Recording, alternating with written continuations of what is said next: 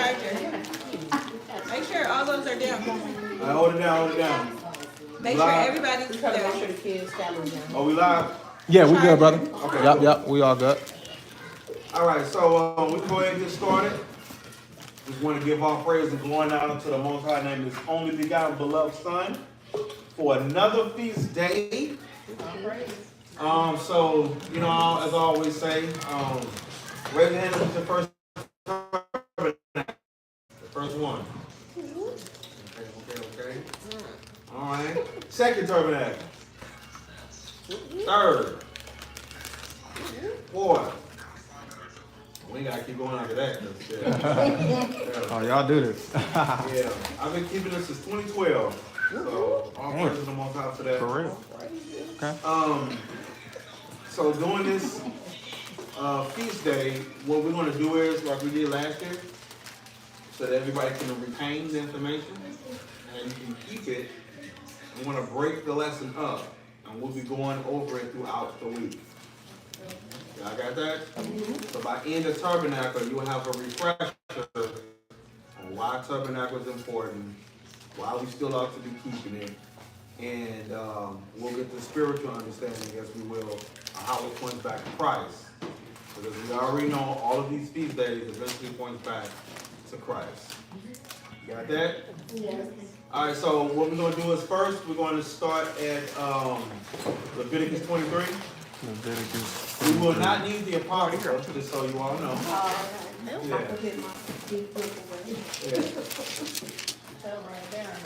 Yeah.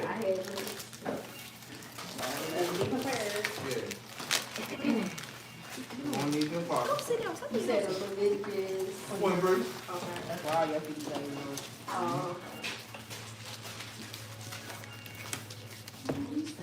Should spit this gum out. I think I got something around. I got a color coordinated by a few days, so I know what you about to talk. All right, come on, let's go ahead and get it. Come on, let's see. What?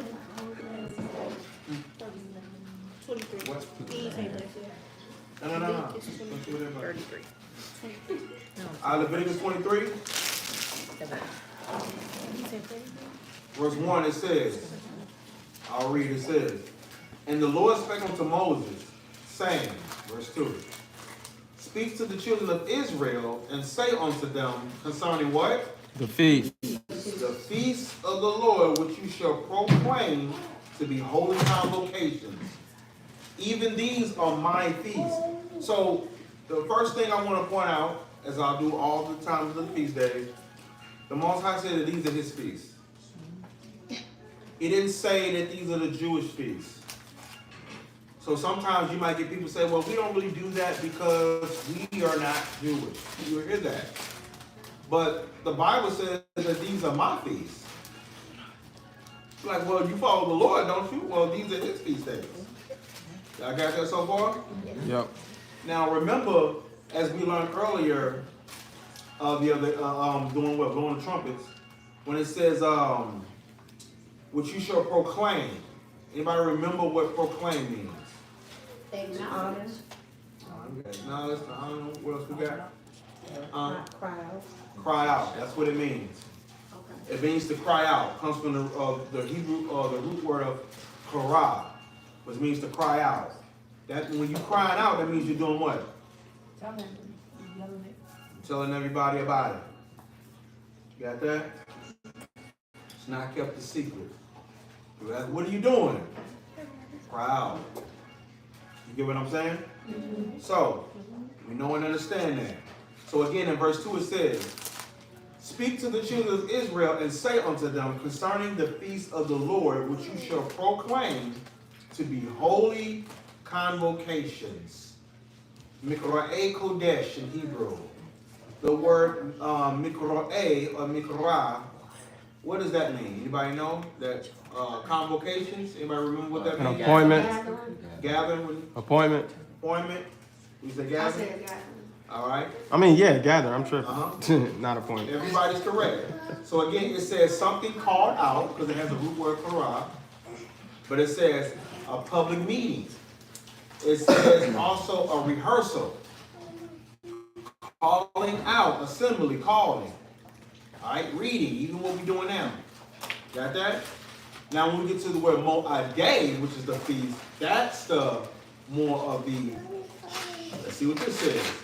It says appointed time, meeting, appointed place. It says a festival.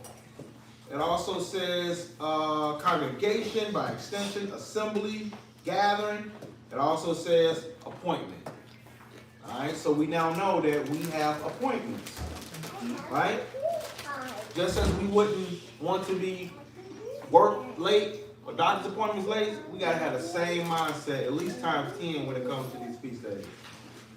Raise your hand if you understand everything I just said. All praises. The key is that by the end of this feast, everybody know and understand what this day is about. Y'all got that? Yes. Okay. So now what we're going to do is we're going to jump down to verse 33. Go down to verse 33. All right. Let's see. I'm going to have Trail, you reverse.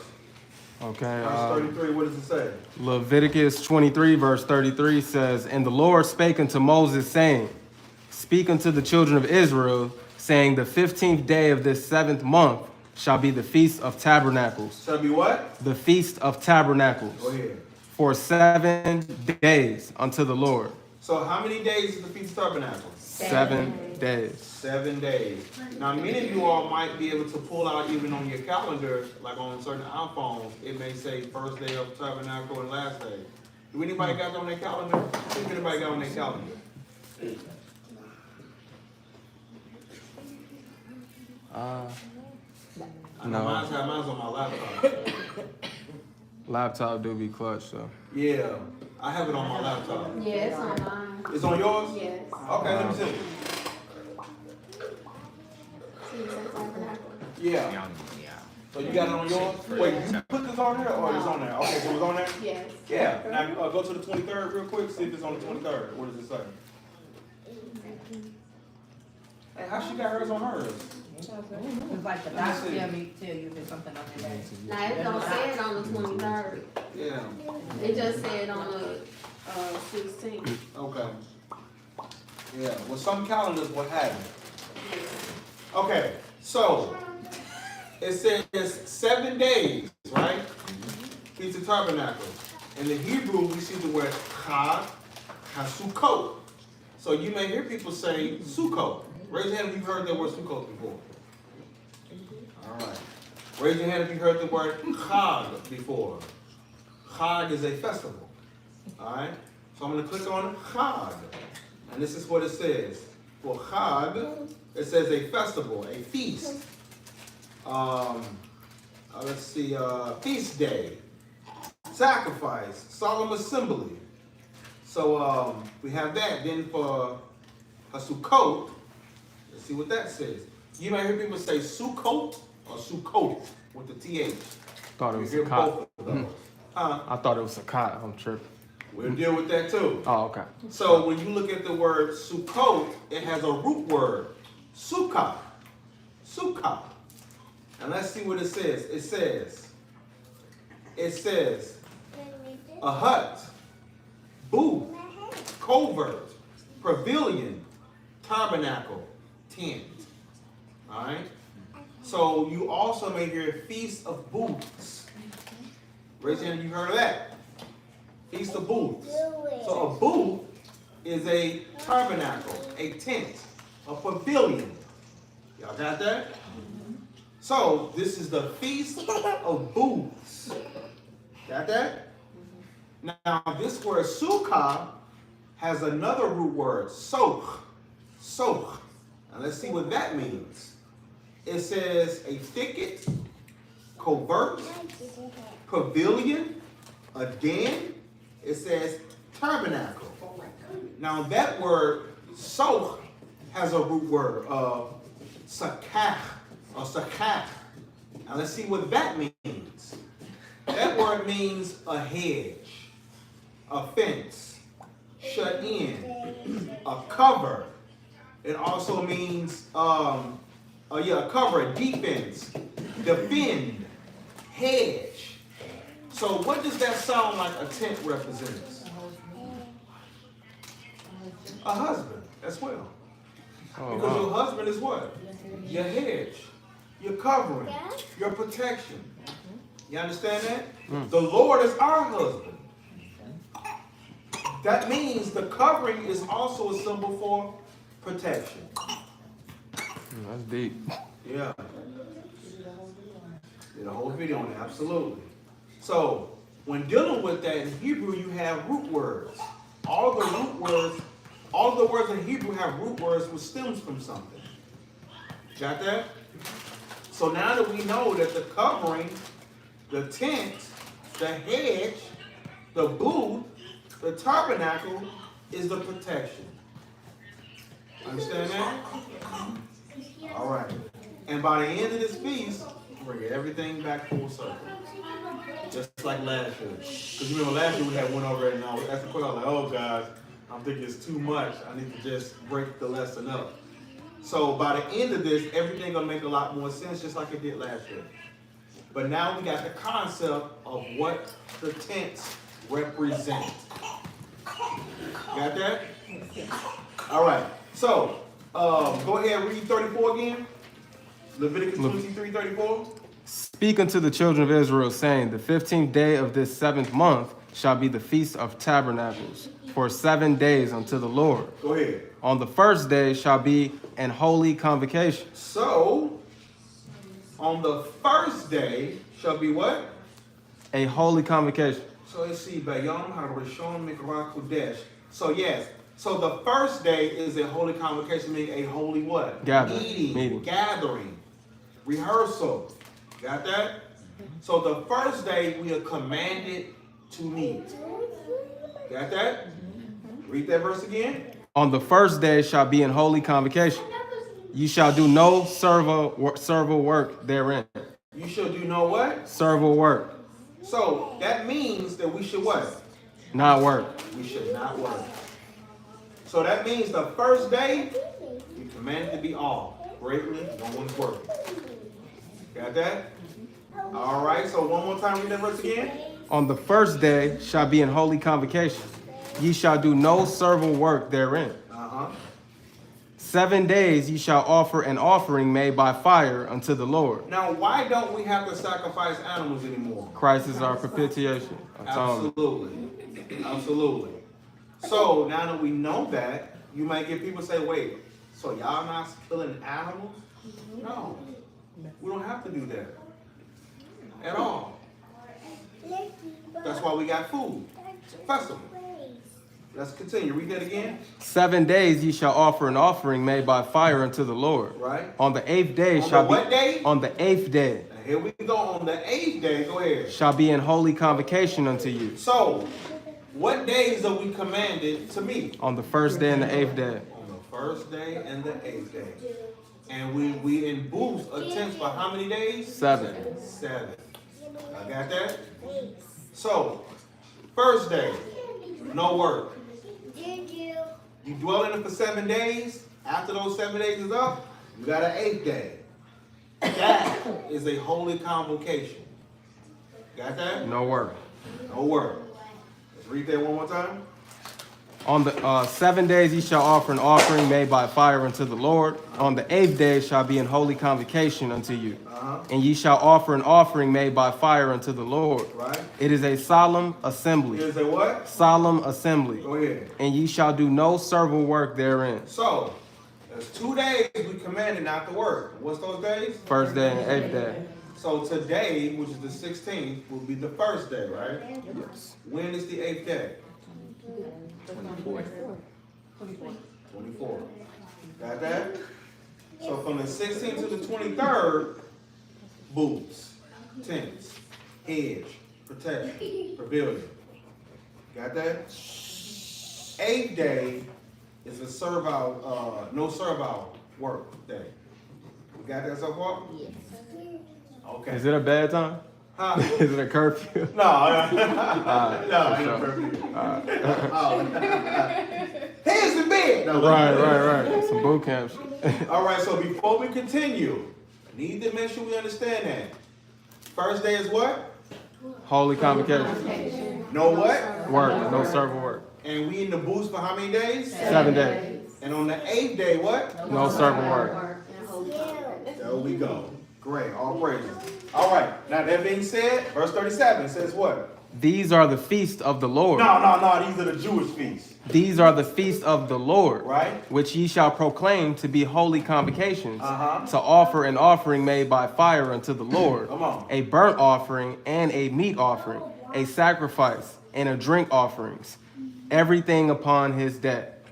Come on. Beside the Sabbaths of the Lord, and beside your gifts, and So this is beside important. Pay attention to this verse. all your vows. Oh, wait, real quick, because remember the verse before that, it talked about the sacrifices, right? Mm-hmm. Okay. The next verse in 38 says what? Beside the Sabbaths of the Lord. So in other words, I'm not talking about the Sabbath, so we're going to exclude that. And besides what? And beside your gifts. Now, the gifts were actually given to the high priest, the Levites, just so y'all know that. Wait, raise your hand if you didn't know that. The gift, I don't You know. didn't know that it was given. Okay, so hold it as a bookmark live and go to Hebrews 8 real quick. Y'all stay where y'all at. You don't have to write this down, it's not a part of the lesson. I mean, if you won't, that's fine, yeah. Hebrews 8 and verse 1. Because we're actually going to be going over this toward the end of Tabernacle. But I'm just having him get a little bit of it. So yeah, you know what? You ain't got to write down now because we're going to be going over Hebrews 8 by the end of Tabernacle. But go ahead. What does it say, son? Starting 1. Now the things which we have spoken, this is the sum. Sum means the main point. Everything he's been talking about, this is the sum of it all. Go ahead. We have such an high priest, Right? who is set on the right hand of the throne of the majesty in the heavens, Come on. a minister of the sanctuary, He's a what? a minister of the sanctuary, Uh-huh. and of the true tabernacle. Oh, and we in Tabernacle right now? Mm-hmm. So Christ is the what? True of the tabernacle. He's the minister of the true tabernacle. Remember, this represents Christ. So we just got one answer right there. Is it because we his bride? We're going to go over that later. Okay. Uh-huh. For sure. I want to give it away, but that's a great question. Bet. That's a great question. Sure. But by the end of this, we will be doing it. I'm hollering. So, but what does it say? Read that verse again. A minister of the sanctuary, and of the true tabernacle, which the Lord pitched, and not man. So the Lord made this tent of this bull, and this tent or tabernacle wasn't made by man. That's what he's saying. Got that? Continue. For every high priest, Every who? a high priest, So now it's going, this is the answer. This is going to the Levites, the high priest. Every what? high priest is ordained to offer gifts and sacrifices. Then we just read right here about the gifts, and we also just read about sacrifices. But Christ, matter of fact, read the verse. What does it say? Might as well. All right, I'm gonna start over. For every high priest is ordained to offer gifts and sacrifices. Wherefore it is of necessity that this man have Talking about Christ, this man what? have somewhat also to offer. Y'all understand that? Meaning what? His body. All right. So let's go back to Leviticus 23 real quick. Leviticus 23 and verse 38 again. Beside the Sabbaths of the Lord, and beside your gifts, and beside all your vows, and beside all your free will offerings, which ye give unto the Lord. Come on. Also in the 15th day of the 7th month, you, when you have gathered in the fruit of the land, ye shall keep a feast unto the Lord 7 days. How many days? 7 days. Come on. On the first day shall be a Sabbath. Is it repeating itself? Yep. Oh, I'm like, hold on, okay. On the first day shall be a Sabbath, and on the 8th day shall be a Sabbath. So look at that. So that means during this feast day, how many Sabbaths we gonna have total? 3. 3. The first day, the regular weekly Sabbath, and the 8th day. Got that? So go ahead, read that verse one more time, Mark. Also in the 15th day of the 7th month, Right. when ye have gathered in the fruit of the land, ye shall keep a feast unto the Lord 7 days. So we feast for how many days? 7 days. That's why we got food, guys. 7 days. Go ahead. On the first day shall be a Sabbath, and on the 8th day shall be a Sabbath. So in other words, it wouldn't be a crime for you to be cooking during the time of the feast day. That's why I wanted you to see that, because it said besides your Sabbath, besides your gifts and your vows and all of that, you're good. Got to do this. It's the first day of the Sabbath, 8 days of the Sabbath. You got to do it for 7 days, and you feast for 7 days. Got that? Okay. Go ahead. And ye shall take you on the first day the boughs of goodly trees, the boughs of goodly trees, branches of palm trees, and the boughs of thick trees, and willows of the brook. And ye shall rejoice before the Lord your God 7 days. Now get this. Now we're dealing with branches, but we know Christ is the branch, right? We're going to be learning about all of this. Got that so far? All right, let's continue. And ye shall keep it a feast unto the Lord 7 days in the year. Come on. It shall be a statute forever in your generations. How long? Forever in your generations. Go ahead. Ye shall celebrate it in the 7th month. Come on. Ye shall dwell in booths. You sure what? Dwell in booths. 7 days. All that are Israelites born shall dwell in booths. So you see that? That's a commandment for us as Israelites. But don't they prophesy that all nations gonna have to do it in the end?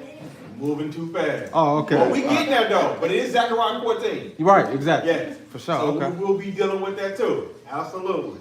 So that being said, read that verse again. It says, ye shall dwell in booths 7 days. All that are Israelites born shall dwell in booths, that your generations may know that I made the children of Israel to dwell in booths when I brought them out of the land of Egypt. When he did what? Brought them out of the land of Egypt. Right. I am the Lord your God. And Moses declared unto the children of Israel the feast of the Lord. The feast of who? The Lord. So understand that these are the feasts of the Lord. In short, from what we've gathered, is that the Feast of Tabernacles. We know that the tent represents what? Husband, Christ. Husband, My bad. Christ. Now you good. Okay, for sure. What else? Give me more. Cover. Protection. What else? Tabernacle. What else? Covering. All right. Hedge.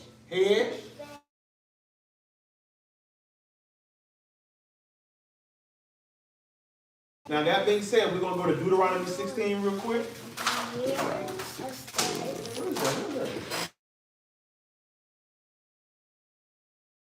Okay. I know I ain't no animal. I'm just getting my candy. Candy girl. Deuteronomy 16. Deuteronomy 16. We're going to start in 13.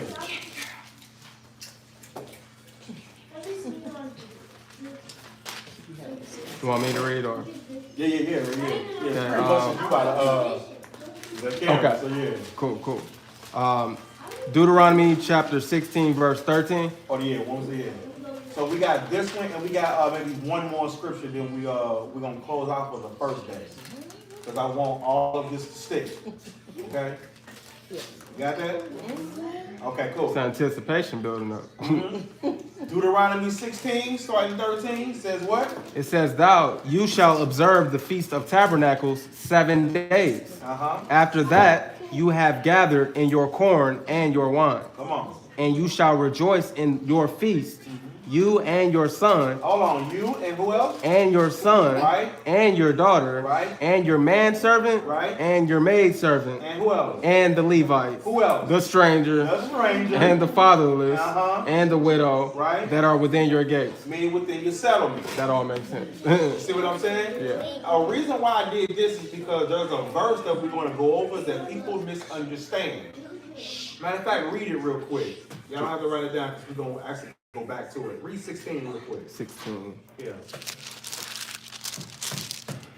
It says, 3 times in a year shall all your males appear before the Lord your God in the place which he shall choose, in the feast of unleavened bread, Passover, and in the feast of weeks, Pentecost, and in the feast of tabernacles. And they shall not appear before the Lord empty. So people understand this to say that only the men can keep the feast days.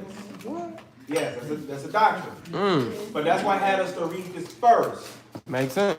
So but now go back and read 14 again. 14 says, and you shall rejoice in your feast. Right. You and your son. Right. And your daughter. That's not a male, though, is it? Nope. Absolutely. What else? And your manservant. Right. Your employees and your maidservant. So that's not just men, right? Right. All right, go ahead. And the Levite, the stranger, and the fatherless, and the widow, another woman, the widow.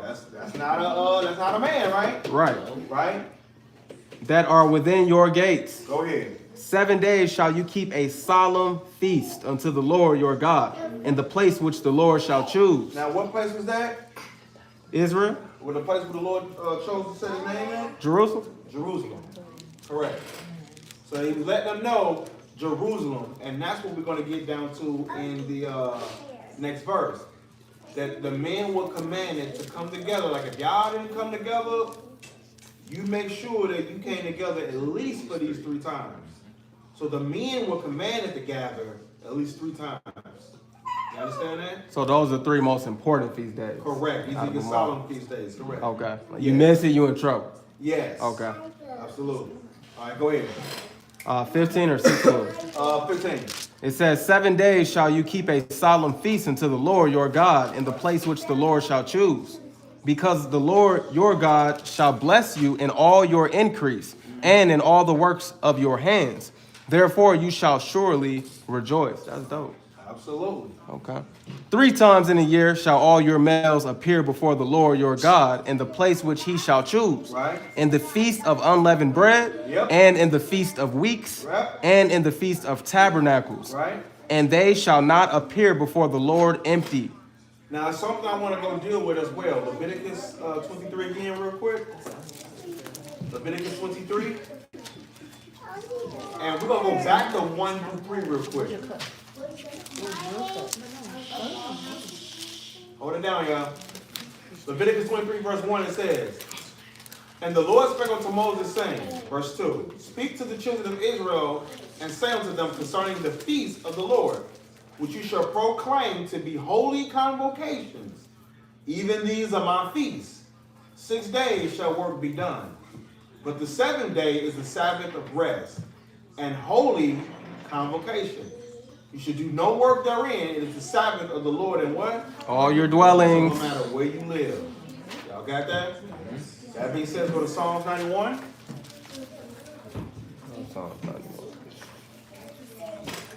This is one of the most popular songs. Besides Psalms 23.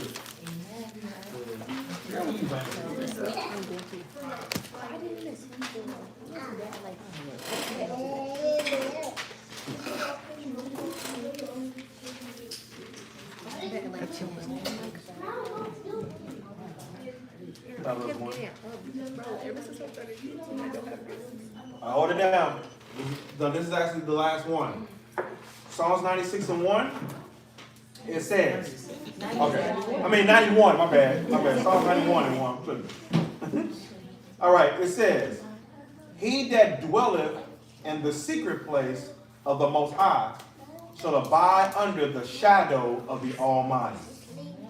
Verse 2. I will say of the Lord, He is my refuge and my fortress, my God, and Him will I trust. So now we see right here that Psalms 91 is going into security, right? One who trusts in the Most High. Got that so far? So it says that He is my refuge. Let me click on refuge real quick. This is what it says. Refuge, shelter. It says from rain or storm or from danger. A shelter, hope, refuge, and then we have the word trust. Then it has a root word. So that word there is mechaseh, and that has a root word, chasah. It says to seek refuge, flee for protection, to put trust in God, confide or hope in. So it also deals with protection. You got that? Mm-hmm. Refuge. Raise your hand if y'all understand that. Because all this will make sense by the end of the feast. Okay. So it says that in verse 2 again, it says, He is my refuge and my fortress, right? Mm-hmm. Let's look at fortress. The Hebrew word mazul. And it says defense, hold, net, strong place. All of these words are great words that describe what we're dealing with.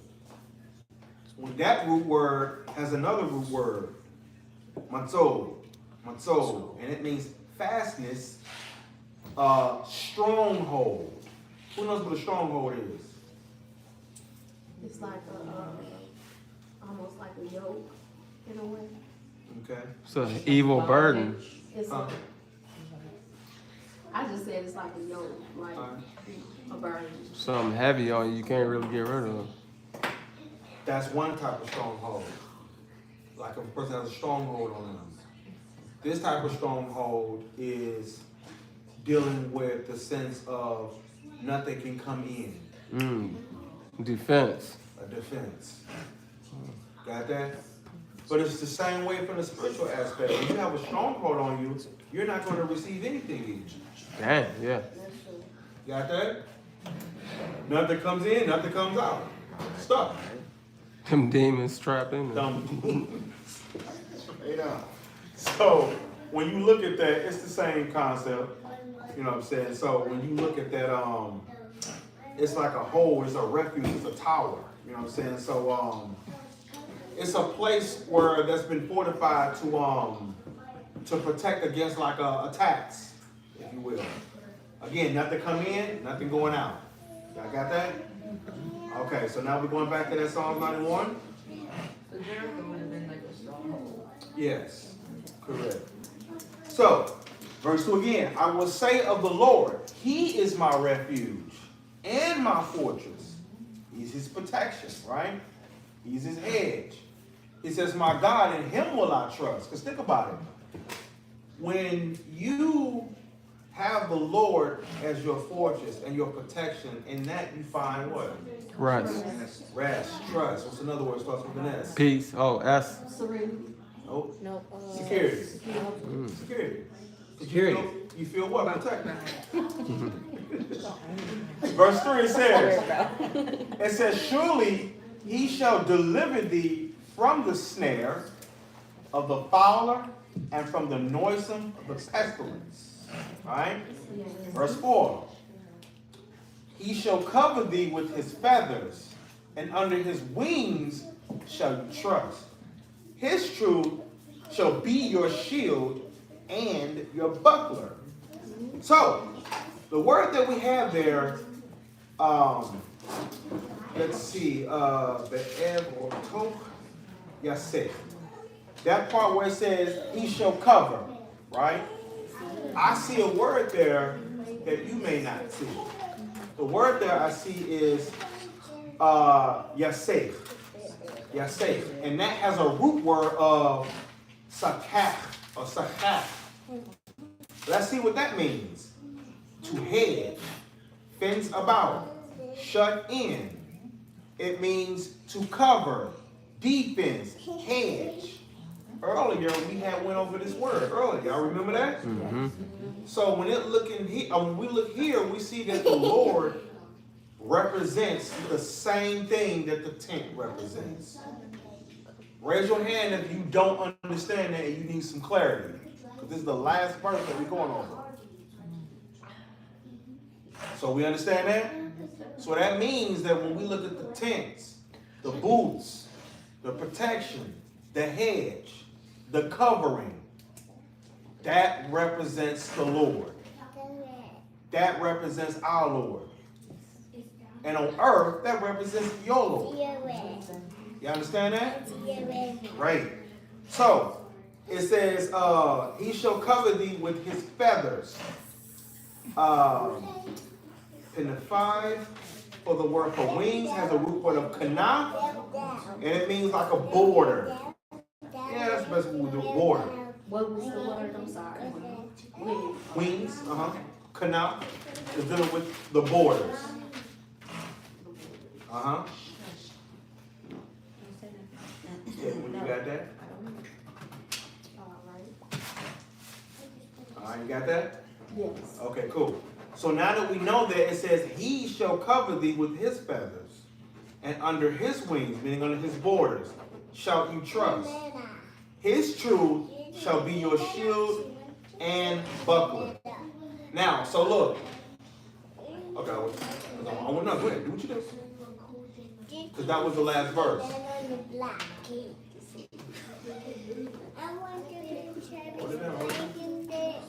All right, so that being said,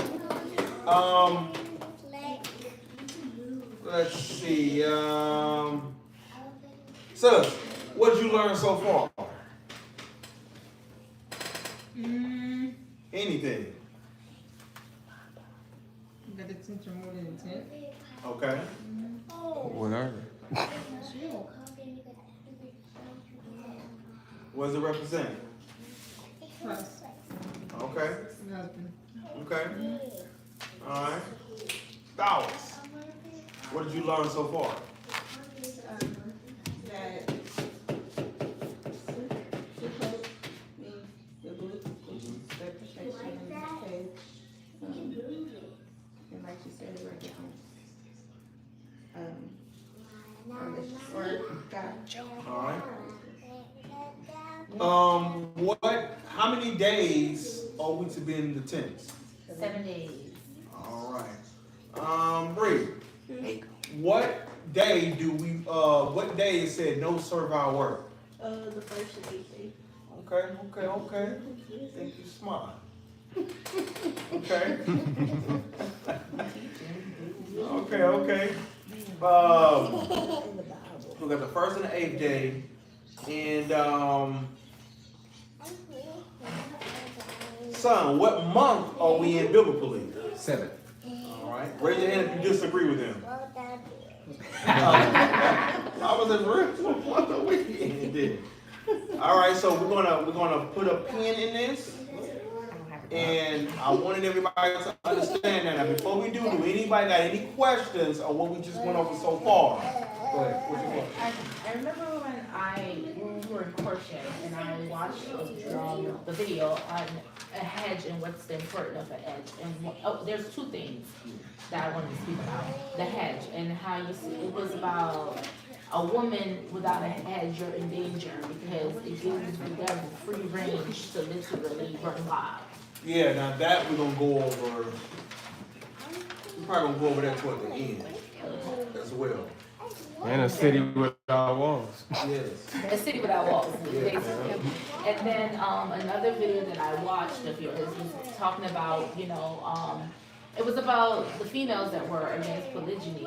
And I know it's kind of off the topic, but it's about dwelling in booths. And this is when I first understood what dwelling in booth meant, because you brought it back to the point where there was a difference between a tent or a booth in a house, because the conversation was that a man can't have both wives living, multiple wives living in one house. I think that was the name of the video. And you broke it down in the scriptures about the difference between the booth and the house. Yes, correct. So that is correct. that's what dropped my mind when you dwell in the booth came up. I was like, okay, I remember going through that video when you were breaking down the booth and house. At first, I didn't understand what Tabernacles was when you were doing the video, but now it's So one reason why I said that. So when you look at Psalms 91 and 2, I'll read this slow. The first word is Omar, which means, in other words, I will say, the Jehovah of the Lord. Machsi, which means my refuge. They use my refuge. Zudati, and my fortress. Elohai, my God. But this word here, Avtachbo.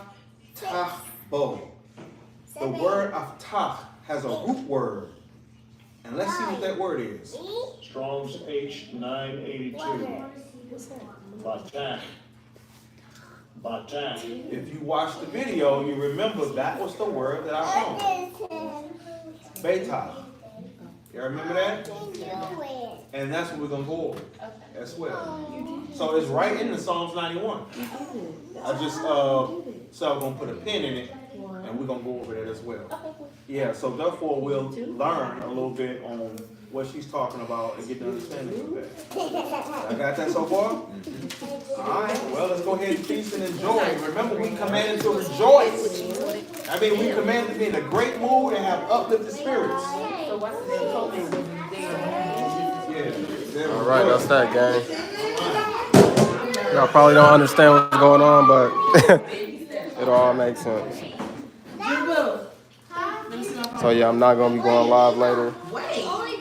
This is gonna be part 1. If y'all got any questions, man, just leave comments and we're gonna answer them. Besides that, how many of y'all keeping the Feast of Tabernacles? I wanna know.